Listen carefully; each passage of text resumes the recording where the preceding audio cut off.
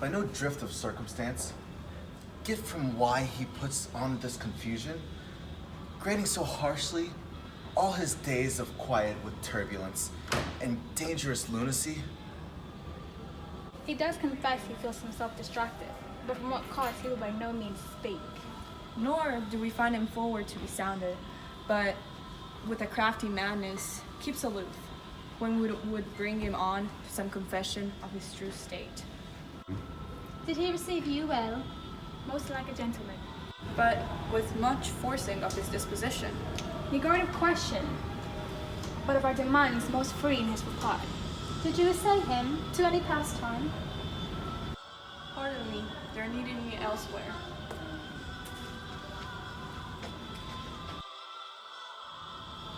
Madame, it so fell out that certain players were all rotten away.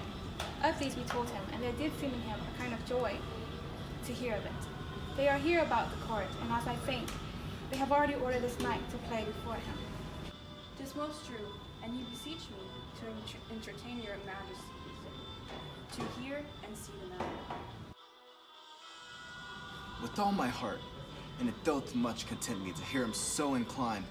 Good gentlemen, give him a further edge, and drive his purpose on to these delights.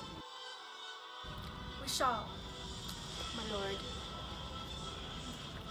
Sweet Gertrude, leave us too, for we have sent for Hamlet hither, that he, as 'twere by accident, may hear affrontophilia, hear father and myself lawful espials. We'll so bestow ourselves that seeing and unseen. We may of their encounter frankly judge, and gather by him as so behaved, it'd be the affliction of his love or no, that thus he suffers too. I shall obey you. And for your part, Ophelia, I do hope that your good beauties be the happy cause of Hamlet's wildness. So shall your virtues bring him to his wonted way again, for both your honors. Madam, I wish it may. Ophelia, walk you here. Gracious, so please you, we will bestow ourselves. Read on this book. That show of such an exercise may color your loneliness. We're oft to blame in this. 'Tis too much proved that with devotion's visage and pious action, we do sugar or year the devil himself.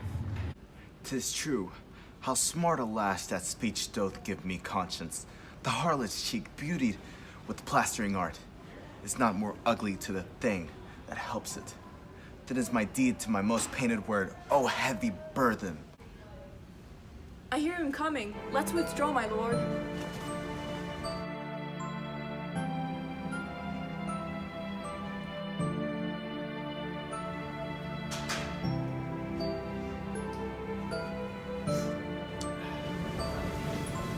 To be or not to be? That is the question.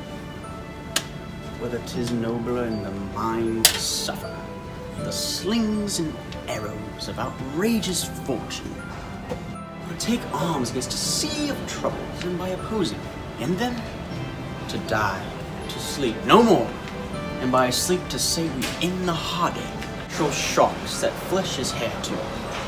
'Tis a consolation, devoutly to be wished, to sleep, perchance to dream. Ah, there's the rub. For in that sleep of death, what dreams may come, we have shuffled off this mortal coil. Must give us pause. There's the respect that makes calamity of so long life. For who would bear the whips and scorns of time, the oppressor's wrong, the proud man's contumely? The pangs of despised love, the laws, the delay, the insolence of office, and spurns that patient merit of the unworthy takes, when he himself might his quietus make with a bare bodkin? Who would fathers bear to grunt and sweat under a weary life? But that the dread of something after death, the undiscovered country from whose bourne no traveler returns, puzzles the will, and makes us rather bear those ills we have than fly to others that we know not of. Thus conscience does make cowards of us all, and thus the native hue of resolution is sickled o'er with the pale cast of thought, and enterprises of great pith and moment. With this regard, the currents turn our way and lose the name of passion.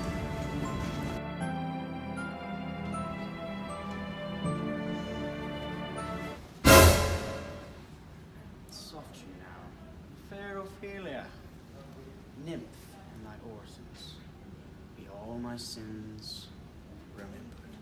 Good my lord, how does your honor for this many a day? I humbly thank you well. My lord, I have remembrances of yours that I have longed to redeliver. I pray you, now receive them. You know right well you did, and with them words of so sweet breath composed, as made the things more rich, their perfume lost. Take these again for the noble mind, rich gifts wax poor when givers prove unkind. There, my lord. Are you honest? My lord? Are you fair? What means your lordship? That if you be honest and fair, your honesty should admit to no discourse, to your beauty.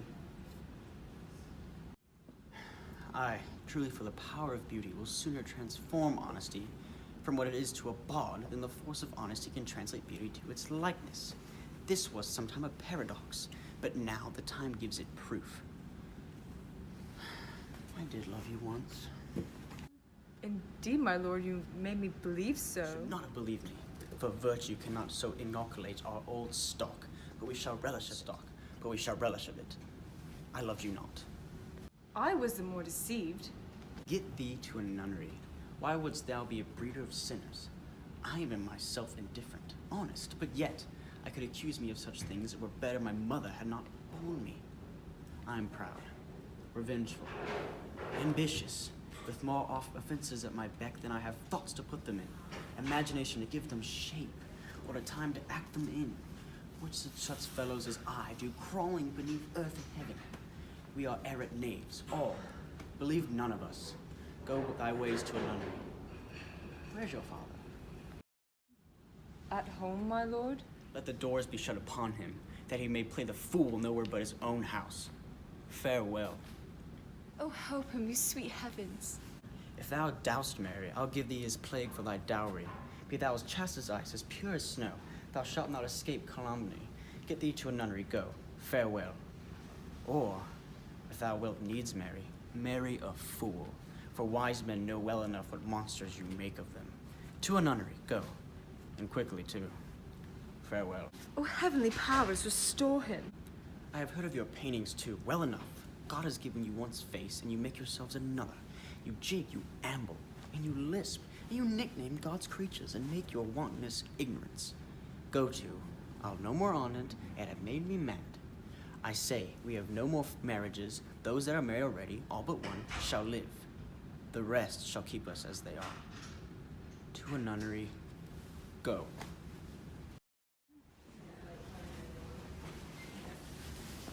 Oh, what a noble mind he is here overthrown.